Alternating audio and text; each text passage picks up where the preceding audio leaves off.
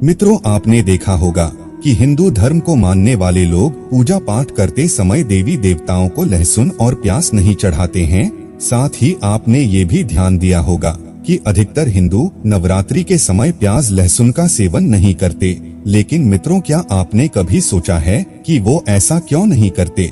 तो दोस्तों, मैं आपको बता दूं कि इससे जुड़ी एक कथा का वर्णन हिंदू पुराणों में भी किया गया है, जिसमें ये बताया गया है कि पूजा पाठ या फिर किसी भी व्रत एवं त्योहार में प्याज लहसुन को ना तो चढ़ाया ही जाना चाहिए और ना ही इन दोनों का खाद्य पदार्थ के रूप में इस्तेमाल ही करना चाहिए। तो चलिए अब बिना किसी देरी के प्याज और लहसुन से जुड़ी इस कथा के बारे में बताते हैं।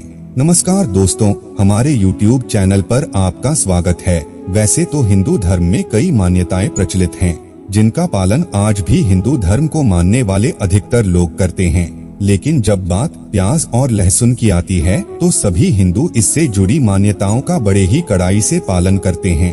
पुराण में वर्णित कथा के अनुसार सृष्टि के आरंभ में जब देवताओं और दानवों ने मिलकर समुद्र मंथन किया तो उसमें नवरत्न निकले और सबसे अंत में अमृत निकला, जिसे पीने के लिए देवताओं और दानवों में लड़ाई छिड़ गई। तब भगवान विष्णु ने मोहिनी अवतार लेकर देवताओं को अमर बनाने के उद्देश्य से अमृत पिलाने लगे।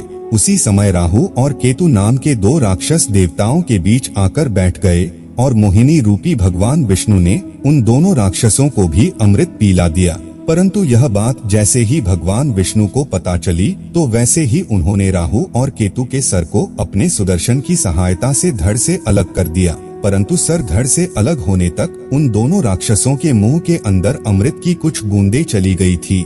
ऐसे में राक्षसों का सर तो अमर हो गया, लेकिन शरीर का बाकी हिस्सा पूर्णतः नष्ट हो गया। लेकिन जब भगवान विष्णु ने राहु और केतु का सिर धड़ से अलग किया था, उस समय उनके शरीर के खून की कुछ बूंदें नीचे जमीन पर गिर गई थी और ऐसा माना जाता है कि उन्हीं के खून की बूंदों से प्याज और लहसुन की उत्पत्ति हुई। और इसलिए ये भी माना जाता है कि जब हम प्याज और लहसुन खाते हैं तो हमारे मुंह से गंध आती है। इसके अलावा धर्म शास्त्रों की माने तो प्याज और लहसुन की उत्पत्ति राक्षसों के खून से हुई है और इसलिए इसमें हमेशा राक्षसों का वास होता है।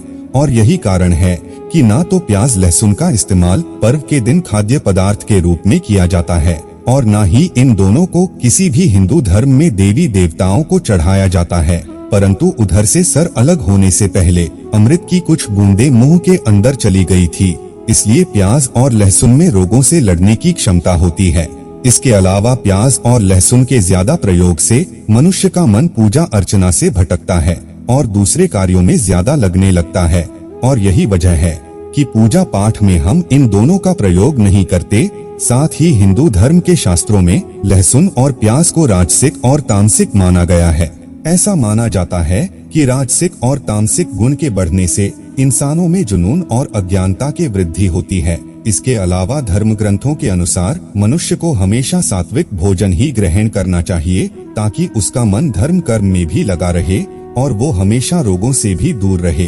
क्योंकि तामसिक भोजन जैसे कि मांस, मछली, प्याज, लहसुन आदि राक्षसी प्रवृत्ति के भोजन कहलाते हैं, जिसके सेवन से अशांति, रोग और चिंताएं जीवन में बिन बुलाए मेहमान की तरह घर में प्रवेश कर जाती हैं। इसलिए पुराणों में लहसुन और प्याज का प्रयोग रसोई में निषेध माना गया है। और यही कारण है कि हिंदू धर्म को मानने वाले लोग नवरात्रि के पवित्र दिनों में इसका सेवन नहीं करते।